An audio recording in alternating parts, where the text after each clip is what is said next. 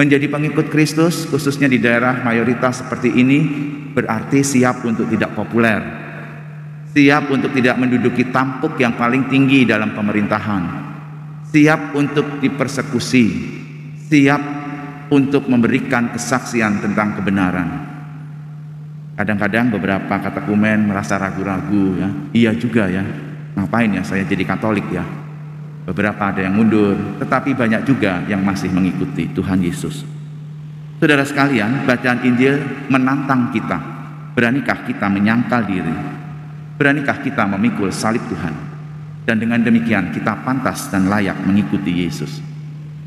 Ibu Bapa, semoga permenungan dan refleksi yang ditawarkan pada hari ini menginspirasi kita untuk setia mengikuti kehendak Allah dan berani mengambil resiko atas pilihan-pilihan kita menjadi seorang Kristiani.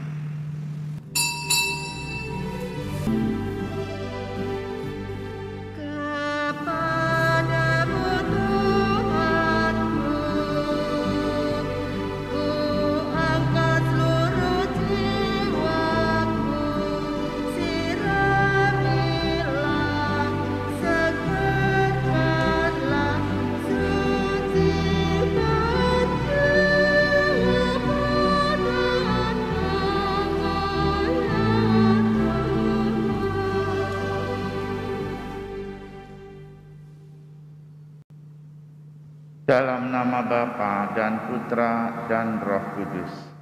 Amin. Rahmat dan damai sejahtera dari Allah Bapa dan dari Tuhan kita Yesus Kristus bersamamu. Dan bersama roh. Hari ini adalah hari Jumat dalam pekan biasa yang ke-6. Yesus dalam bacaan Injil pagi ini mengajak kita untuk senantiasa mampu mengikuti jalan salibnya. Untuk itu marilah kita siapkan hati dan budi kita. Ibu, bapak, saudara-saudari, oma, opa yang ada di rumah dan juga yang ada di gereja, pada minggu-minggu ini kita melihat bagaimana ajaran Yesus kepada murid-muridnya kerap kali tidak bisa diterima oleh para murid. Kalau kemarin kita melihat bagaimana Petrus menolak Yesus karena baginya Yesus adalah sang penyelamat, bukan orang yang mudah untuk sengsara, bukan orang yang mudah untuk dibunuh, tetapi pribadi yang seperti Daud yang dielulukan dalam perjanjian lama. Hari ini ajarannya masih punya tema besar yang sama. Bahkan dengan jelas Yesus tidak lagi menyebut dirinya anak manusia, tetapi menyebut aku.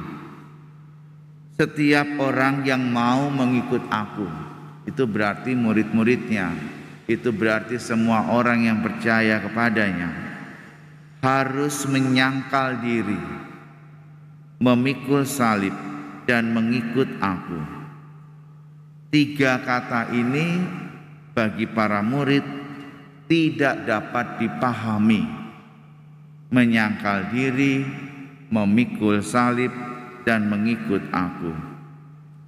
Apa maksudnya menyangkal diri?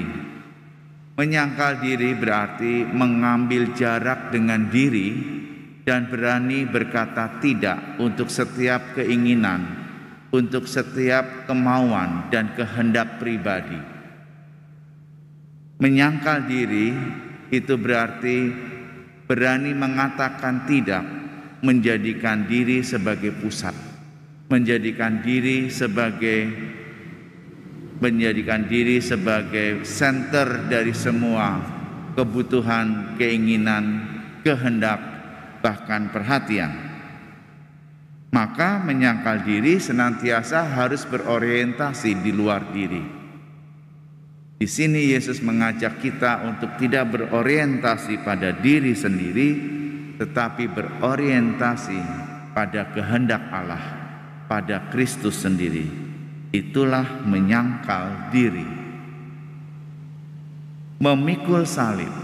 Memikul salib itu berarti membawa beban yang disebabkan oleh salib yang berat.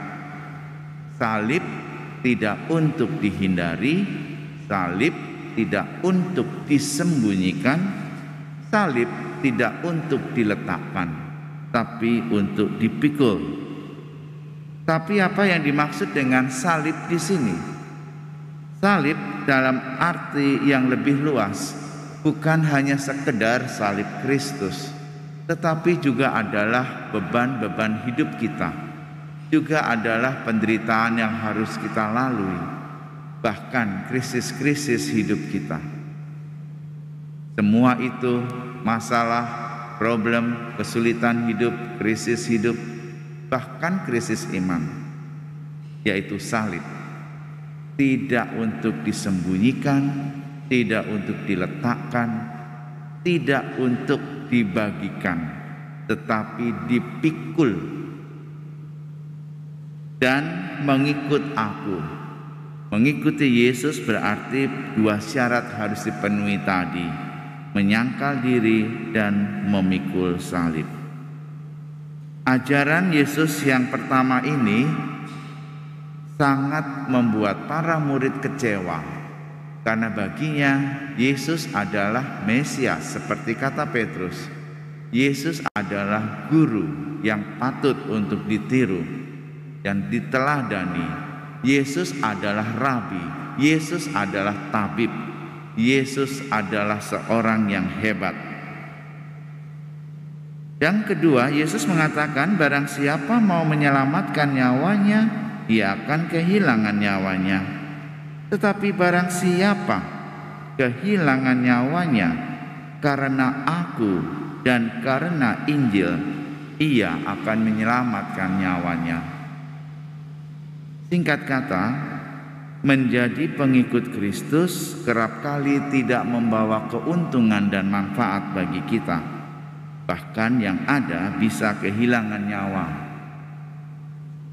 Maka jika saya boleh sharing, setiap kali saya mengalami bahwa harus mewawancarai para calon baptisan baru dewasa, saya selalu bertanya, apa kamu tidak salah pilih memilih iman Kristiani? Apa kamu tidak salah memilih Yesus? Yesus ajarannya seperti ini. Menjadi pengikut Kristus, khususnya di daerah mayoritas seperti ini, berarti siap untuk tidak populer, siap untuk tidak menduduki tampuk yang paling tinggi dalam pemerintahan, siap untuk dipersekusi, siap untuk memberikan kesaksian tentang kebenaran. Kadang-kadang beberapa katekumen merasa ragu-ragu, ya, iya juga ya, ngapain ya saya jadi Katolik ya. Beberapa ada yang mundur, tetapi banyak juga yang masih mengikuti Tuhan Yesus. Saudara sekalian, bacaan Injil menantang kita. Beranikah kita menyangkal diri? Beranikah kita memikul salib Tuhan? Dan dengan demikian kita pantas dan layak mengikuti Yesus. Ibu Bapa, semoga permenungan dan refleksi yang ditawarkan pada hari ini menginspirasi kita untuk setia mengikuti kehendak Allah dan berani mengambil resiko atas pilihan-pilihan kita menjadi seorang Kristiani. Tuhan memberkati. Agunglah misteri iman kita.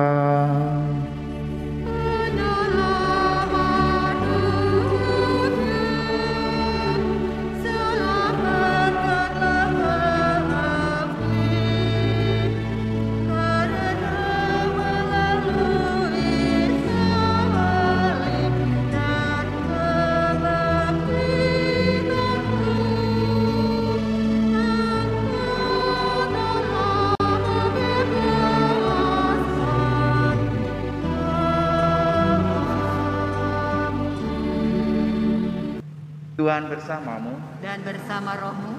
Semoga Allah yang Maha Kuasa memberkati saudara sekalian, dalam nama Bapa dan Putra dan Roh Kudus. Amin. Ekaristi sudah selesai, marilah pergi, kita diutus. Syukur pada Allah.